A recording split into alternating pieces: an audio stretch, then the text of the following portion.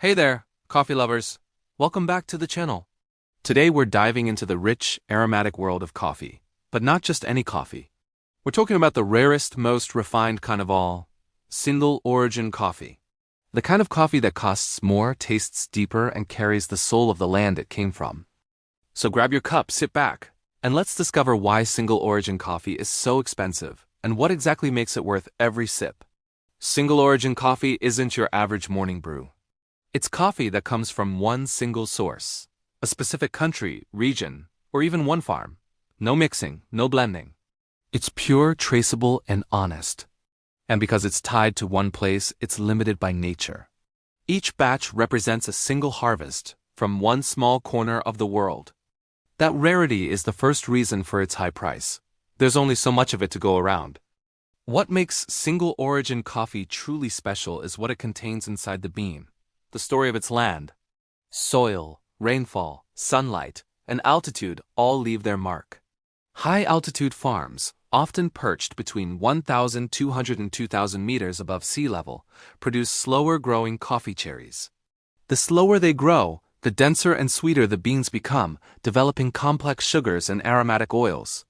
That's what gives single-origin coffee its deep flavor and fragrant aroma. But growing coffee that high up isn't easy. The terrain is too steep for machines, so everything from planting to harvesting is done by hand. A single picker can collect only about 100 to 200 pounds of cherries a day. And here's a fact, it takes nearly 2,000 cherries to make just 1 pound of roasted coffee.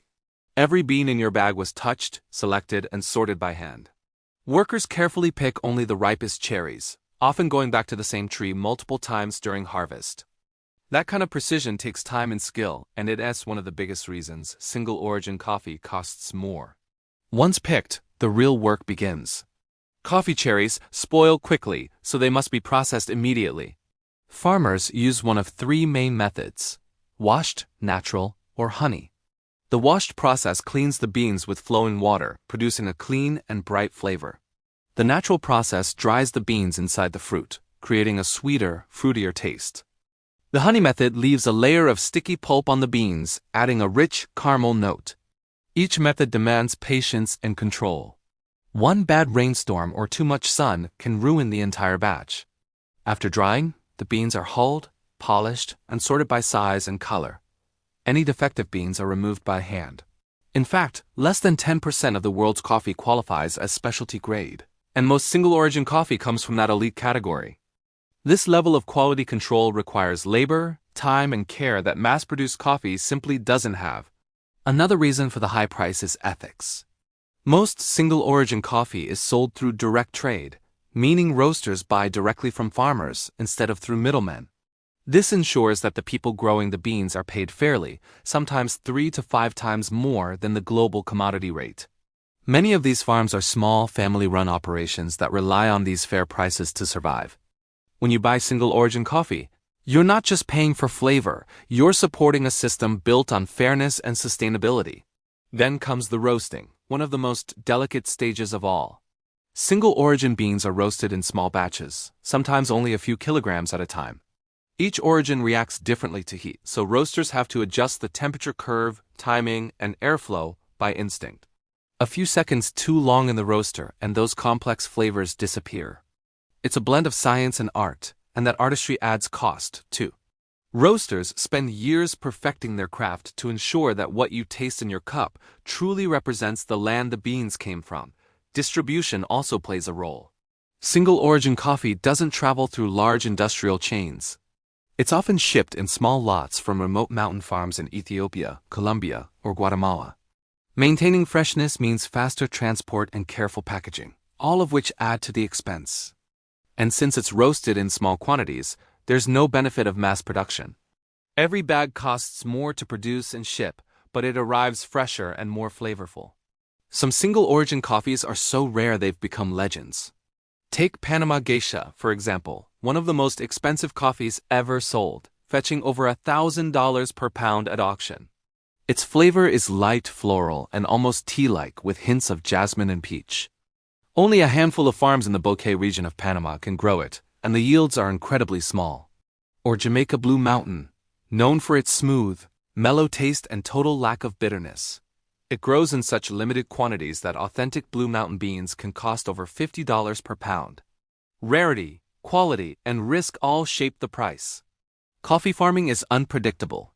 A single storm, drought, or pest outbreak can destroy an entire season's work. Many of these small farms have no backup plan. One bad year can mean financial disaster. Yet they continue, fueled by passion and pride. Each bean represents generations of knowledge and an unbroken link between farmer and flavor. Another fact, to earn the title specialty coffee, a bean must score at least 80 points on the Specialty Coffee Association's 100-point scale, judged by aroma, flavor, acidity, and aftertaste. Only a tiny fraction of farms reach that level. So when you drink single-origin coffee, you're tasting something that's been evaluated and approved by some of the world's best tasters, not just grown, but judged to be exceptional. The experience doesn't stop with the beans. Single-origin coffee is often brewed using slower, more precise methods like pour-over, Chemex, or AeroPress. These techniques allow you to experience every subtle note, the fruity highs, the chocolate undertones, the floral aromas. It's not just about caffeine. It's about tasting the land, the season, and the craftsmanship behind every sip. That's why baristas take their time when serving it. Each cup is made to highlight its origin, not hide it. And while many people see the price tag and wonder why it's so high, every dollar has a reason. You're paying for handpicking on steep slopes, for organic farming, for sun-drying under unpredictable skies, for small-batch roasting guided by human touch. You're paying for a process that values authenticity over convenience and sustainability over speed. Inside every cup of single-origin coffee lies an entire ecosystem: the mountain air that ripened the cherries, the soil that fed the roots, the hands that harvested each fruit, and the roasters who unlocked its aroma. It's not a blend designed to taste the same everywhere. It's a snapshot of a single place in time, captured in liquid form. So yes, single-origin coffee is expensive. But it's expensive because it holds more than coffee inside. It holds identity, craftsmanship, and purity. It's a journey from farm to cup where nothing is rushed, nothing is replaced, and every step adds value. The next time you sip a cup of single-origin coffee, remember, you're not just drinking coffee.